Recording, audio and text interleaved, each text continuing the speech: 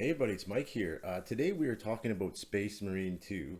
I know this came out a while back ago, but really in 2025 it's hard to find a game, that releases without some sort of agenda or something. So I haven't been really, buying too many new games to be quite honest. So my friend is actually telling me about Space Marine 2 and it looks awesome. I actually never got into the Warhammer series before, so this was kind of like a good entry point. And boy, let me tell you, this game delivers where you find a lot of modern games, they just simply don't. And just in terms of gameplay, atmosphere, everything, this game, you truly feel like a badass space marine in this game. The best way to describe it, I don't know, it's almost as if you were like a marine from StarCraft or something. That's just me coming from it from a non-Warhammer fan point of view. That's how I feel this is, and it's freaking awesome. The weaponry and the combat in this game. The single player campaign wasn't that long. I crushed it out in about like 8 hours. But every moment of this campaign feels so meaningful, and it's a clear contrast to where you have some games like Assassin's Creed Shadows, for example. That's another game I recently played, and you're literally, doing busy work where some of the missions just feel completely meaningless. You don't get that with Space Marine 2. Every moment in Space Marine 2 feels very meaningful, special, and action packed. And it's this game is not about delivering some political message or anything. It's just about giving the player a great time. It's not about all these unlockables and whatnot and all these microtransactions. This game, it's a complete package. You do have to beat the campaign to really enjoy the multiplayer and to get into those multiplayer modes, unless of course you want to do like a co-op on the campaign.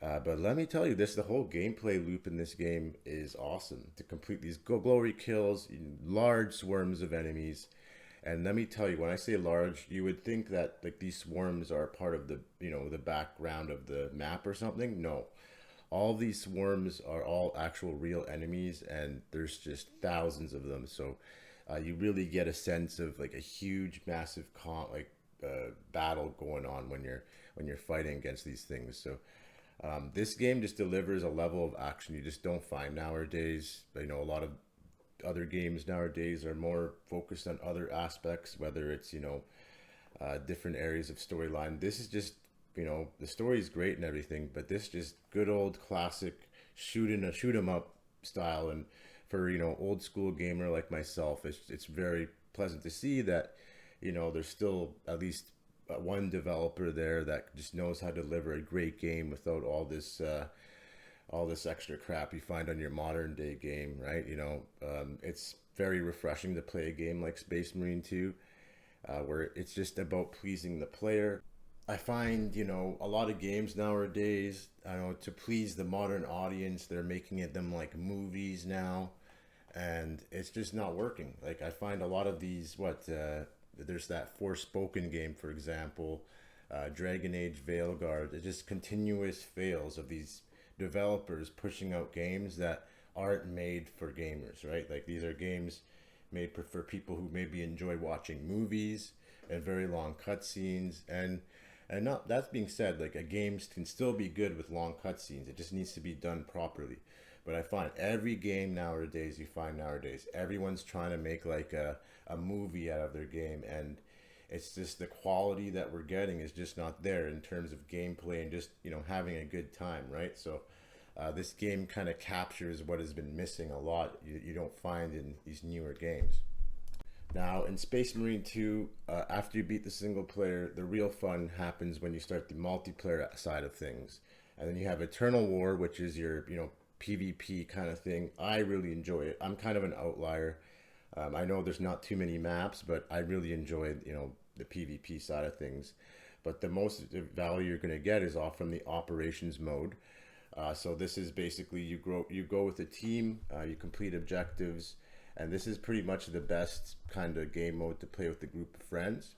And the cool thing is, especially in harder difficulties, it does require a lot of teamwork, right? So this is actually what got me into the game. My friend was kind of telling me to, get into operations with him, and it's a lot of fun. So you have these 6 different classes to choose from. So tactical, assault, vanguard, bulwark, sniper, and heavy. They all have their unique abilities and weapons. You know, for example, assault is more like your melee class, while you have like the bulwark is like your tank. So you know, you and your friends, you know, kind of team up, and especially in the harder difficulties, you have to use different strategies to tackle the hordes of monsters. And then you know, back to the classes again. You know, you have that tactical class, which is kind of like almost like a jack of all trades with different weapons. Vanguard, you know, they use kind of like a grappling hook for movement and positioning. Kind of tanky, but not as tanky, of course, as the bulwark. They actually have the bulwark has a shield, and then obviously you have your sniper. They kind of excel at that, you know, sniping, long range combat, and they actually can go invisible as well. And then you have your, you know, your heavy, basically using heavy weapons, you know, dealing large amounts of damage. And as of right now, you have 9 playable operations. And these 9 operations can be completed through 6 different difficulties that really switch things up. They're going to release more. I have the season pass, so I'm looking forward to that.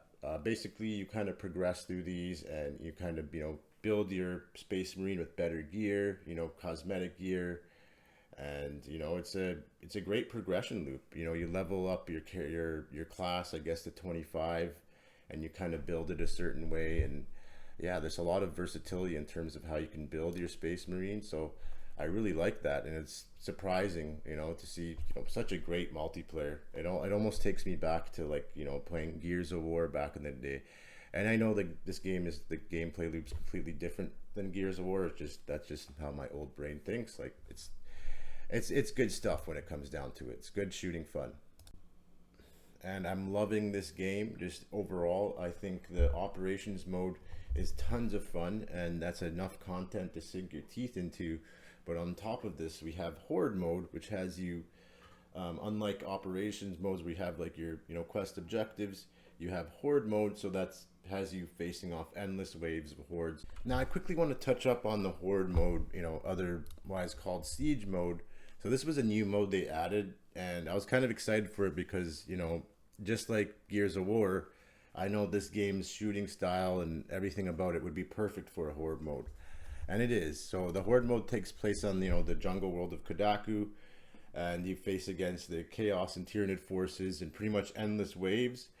And I really like it. It's you know, especially for, you know, online players who are primarily playing, you know, operations mode. It's a good kind of change of pace, right? And it really puts, you know, players to the test. And again, you still have the same progression with the class and the levels, so there's still that progression loop you can, you know, progress through in horde mode. So yeah, I think it was a great addition there.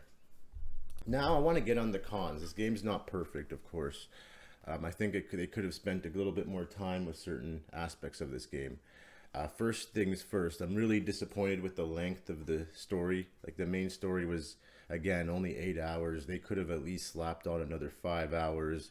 Again, I was having so much fun progressing through the campaign that when it was over, it was very disappointing. Not to say that there isn't other content to get your feet wet in, like again with the operations and, you know, the newly added horde mode, like I mentioned. But again, it's just very short. The campaign, it'll sink you in, and I don't know anyone who wasn't disappointed by the length. So that's something definitely to consider. It's definitely a shorter campaign. Most of your value you're going to get from this is from the online modes and the cooperative modes. So again, this is a great game, and recommend it if you have like friends to play with and stuff like that, and then the multiplayer modes. And again, I'm not saying it's not fun to play solo. I personally enjoy it solo. But again, just to get the most value out of this, would be perfect to join in with some friends. Another kind of con would definitely be some of the pairing, like timing is a bit weird, and this is just something we've learned to accept about this game. The timing just seems a bit off. Sometimes you'll hit parries when you least expect it. It's different from any other game you've played. Like the parrying, it's almost like the opposite of Elden Ring or something. So it's very odd parrying system they have in there. It's not consistent. Otherwise, yeah, that's the when it comes to cons, that kind of sums it up. It's a great game, a lot of value. Definitely pick it up if you have some friends and, you know, you like third-person shooters. This game will definitely satisfy that itch.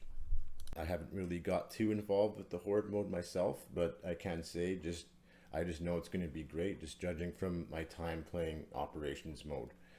But other than that, this game is an excellent package. I really hope they continue developing games like this where they just focus on the game itself, delivering a great time. And to my final thoughts here, the main campaign's very short. Honestly, it's going to leave a lot to be desired. You're going to want to keep playing after it's done, but don't worry. There's tons of, like I said, operations mode. There's a tons of progression there. Like I said, you have those 6 classes. You get those classes to level 25 with various builds. I think they have like 6 different difficulties. So tons of stuff to sink your teeth into, especially with the reasonable price tag, and it's not endless microtransactions like you see nowadays.